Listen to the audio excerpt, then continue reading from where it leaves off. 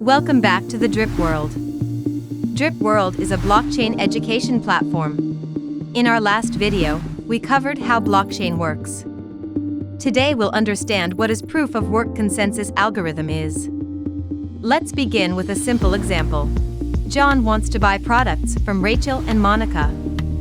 He will pay in crypto, and currently he has 1 Bitcoin for the product. John issues a transaction to send Rachel her money, and Rachel ships the product to him. He issues another transaction to send the same amount of Bitcoin to Monica, who then ships another product to John.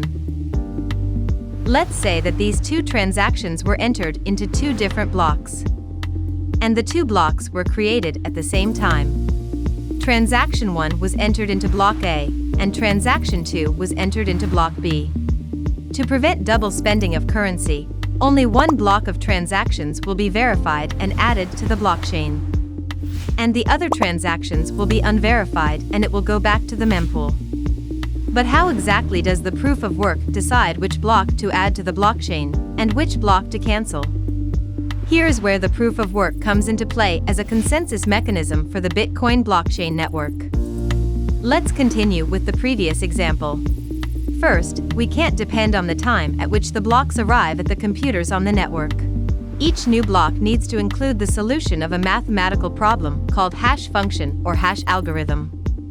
Bitcoin blockchain uses the SHA-256 algorithm. Computers on the blockchain network need to input the following data into the hash algorithm.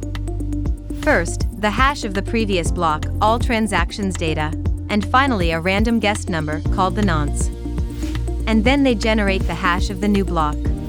Any slight modification in the input data will result in an entirely different hash. No matter its length or size, hash function will always generate a hash with a fixed length. This hash needs to meet certain requirements. Typically, it needs to be below the target hash. If it is below the target hash, the block is accepted and added to the blockchain. If it doesn't meet the requirements, the computers need to try again with a different nonce, many times until they get a correct hash. Miners does this mathematical problem. The first computer who solves the hash of a block broadcasts his solution to the network. After that, this computer gets rewarded by Bitcoin and adds his block to the chain. This process is called mining, which is how new Bitcoins are issued to the market. So returning to our example, let's say block B is the first to solve the hash. This block will then be confirmed and added to the blockchain. On the other hand, the transactions of block A will go back to the pool of unverified transactions and will be added to another block later. In this case, Monica will get the payment. And when the network tries to verify the transaction for Rachel again, it will fail because John has already spent his money. Let's go through the whole process once again.